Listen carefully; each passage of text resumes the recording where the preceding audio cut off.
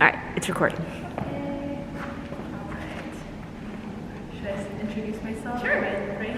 Yeah. Hi everyone, I'm Kathie Jiang. I'm a fourth year. I've been with the museum in various capacities since my first day, honestly, here at Cornell, in museum club, the student programming committee, interning here, and doing various kind of projects. And I'm here with Rebecca. Hey guys. And even though I've been here for 4 years, one of the things that I feel like people miss out on a lot is the Morgan Garden. And it's this really beautiful, quiet Japanese garden that people often don't stumble across until they're really deep into the lower floors of the museum. But I wanted to sit down today and ask Rebecca about the story that the garden is based off of. And even though I've been here for so long, I always seem to forget it. So if you don't mind telling me, what is the story behind this Japanese garden? What's it doing here at Cornell and the Johnson Museum? Sure thing.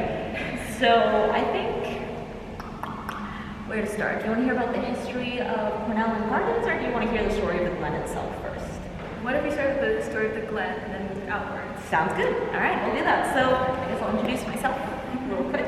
So hi guys, you've probably seen me on a video or two or three, but I'm Rebecca. I'm a student engagement intern here at the museum, and I'm also a fourth year like Kathie. So this is our big last hurrah here at Cornell. So the Morgan Garden. So the Morgan Garden is also nicknamed the Zen Garden or the Tiger Glen Garden. And the garden's design itself is called the Poke no Niwa, which means the Tiger's Glen Garden, literally. So this is actually called based on a painting we have on the collection of a famous parable. And this parable is Chinese in origin, I believe, and it is called The Three Laughers of the Tiger's Glen, or The Three Laughers. And the story is, somewhat relatable, I think, because so there's three friends. One is a Taoist, one is a Confucian, and one is a Buddhist monk. The Buddhist monk is in a temple, and so he's, in his temple, and he stays there, and he vows he won't leave.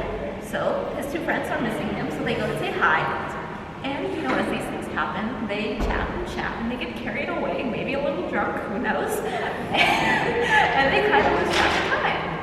So they start, walking out because it's dark, it's time to go home, and they basically, the monk doesn't realize he's across the bridge until it's too late. So what does he do? He's broken his vows, but he's with his friends and they're having a good time. So instead of judging himself or them judging him, they all just kind of look at each other and start laughing. Right. And so I know it's a little hard for you guys to see right now because it is a sunny day, but it's way too windy outside to have our camera out there. This garden out here depicts that moment where they crossed the stream, and they all realized their little faux pas and are laughing about it. And this parable does have a moral, so allow me to wax poetic at you guys for a moment.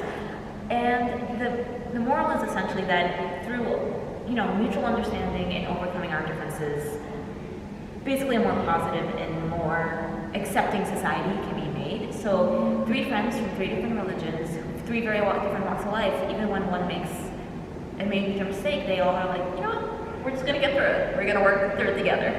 So fitting for right now. Yes, it is. Yeah. Sorry guys, it's so echoey in here. We'll figure it out. I think what I really liked about the garden in my time is that I've actually met many students who've worked on cultivating it, caring for it. In the winter, it looks very different than there's a volunteer organization. I think you can really get involved in any capacity, no matter There's an student. internship over the summer that's That's specifically true. for the garden guys, so if you want an internship here at the museum. Yeah, great for landscape architecture or for people interested in gardens and nature, just in general. So I think it's one way for students to build another connection to the place that they are in, and just maybe even get to know what it is that this place has to offer, even if you just look a little more carefully. And this garden, I got a really good piece of advice my freshman year, which was to try to plant this garden in all 4 seasons. And I know, so sunny days are the most beautiful, that's for sure. Yeah. But I will argue that a rainy day is probably the most beautiful time to see this garden, hands down. Right, so lush and green. I feel like it turns like a really, really verdant color, the moss and the pine leaf And the rocks look like they're shimmering in the rain. And there's a little water feature over here actually that when it's raining you can kind of hear the water plopping down it, and it just creates this wonderful atmosphere. Ambient noise. Yes, it's a great little break from Cornell in general. So what's it doing here at the Johnson? So, Cornell actually has an interesting history with gardens and landscape design. I'm sure if you're a Cornell student watching this video, you are probably aware of our Bailey Hall. So I certainly have What is there. Oceanography. Huge classes. So what does Bailey Hall have to do with the Morgan Garden? That question's actually interesting and involves us going back to the 19th century.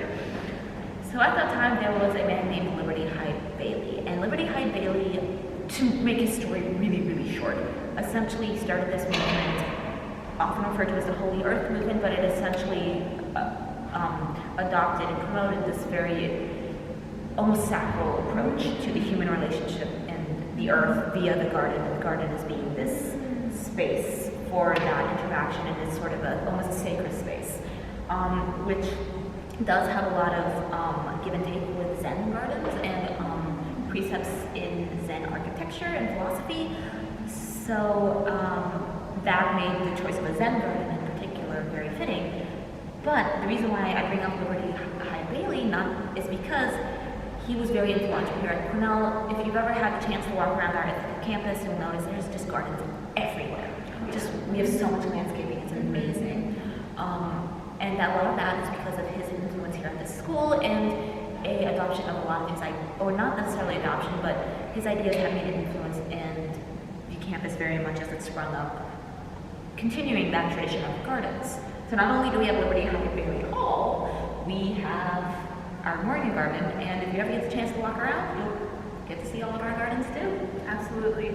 It's one of my favorite places to find some peace and quiet. Yes. And I definitely think that I agree, like every season has its own different landscape of what you look out into in this garden. I think it is something that I hope everyone gets to check out before their time at Cornell, and whether it's a very short trip and to the Johnson or their 4 years here at Cornell. Yeah. So thank you guys for listening to us. Thank you. Stay tuned for more videos, and we'll have links in the description to some interesting little side facts about the garden. Absolutely. All right. See you guys. Bye.